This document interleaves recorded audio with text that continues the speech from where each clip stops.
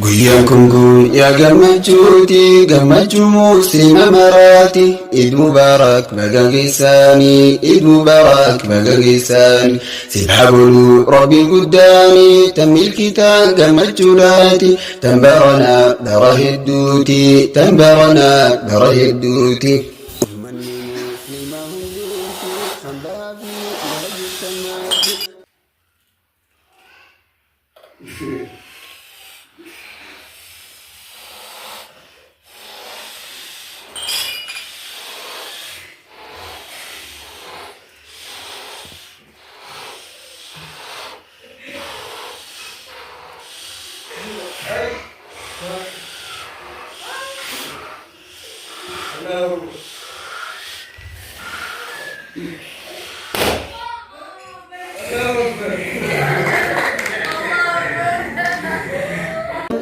الله أكبر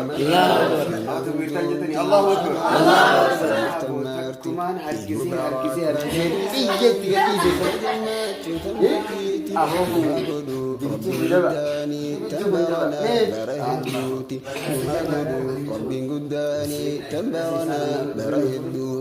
Guyyaankum yaa gammachuu musliima maraati. Eid Mubaarak baga geessanii, Eid Mubaarak baga geessanii. Sibhaa booluu Rabbiin guddaani, tan milkitaan gammachuudhaati. Tan baranaa bara hedduuti, tan baranaa bara hedduuti. Alhamdulillahi yaa Rabbi khannuufi daawakkaati. Rabbi foofu maafi galaani, bacheedhaan daddabaleeti. Manni musliima hundumti kan argattee jiraatii.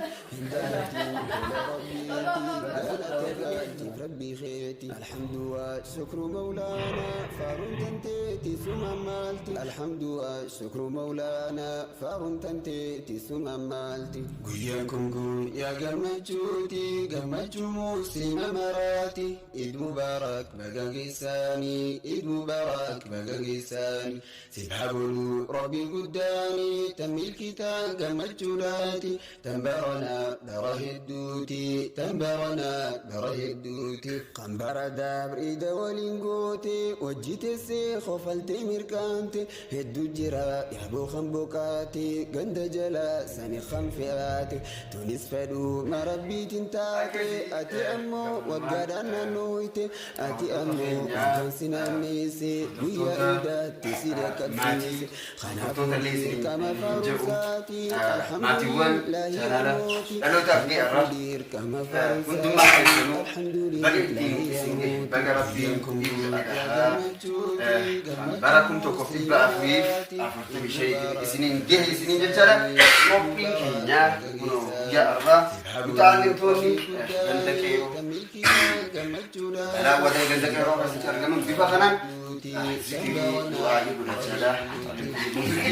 akkatti bifa kanaan dabarsaa turre jidduun qophii bashannanaa tana kaan isiniif dhiheessinu taane gamanumaan dorgomtoota keenyaan karamoota isinii miidiyaadhaan